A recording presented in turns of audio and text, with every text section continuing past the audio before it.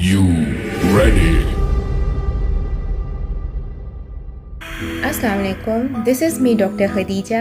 उम्मीद है आप सब खैरियत से होंगे। ये जो एक्सरसाइज मूव्स आप इस वक्त स्क्रीन पर देख रहे हैं, ये ओवरऑल लोअर बॉडी फैट, ख़ास तौर पर हिप्स, थाइस और बेली, इन एरियाज़ पर जो भी फैट है उसको कम करेंगी। इसके साथ साथ वो लोग जिनको कॉन्स्टिपेशन यानी कब्ज़ की शिकायत रहती है, वो ये एक्सरसाइज दिन में 2 बार लाजमी करें, क्योंकि ये आपके इंटेस्टाइनल मसल्स की फंक्शनिंग में हेल्प करती है and the bowel movement definitely gets better.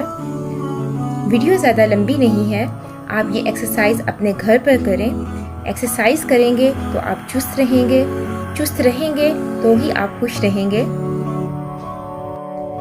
अपनी एक्सरसाइज को कंटिन्यू रखें।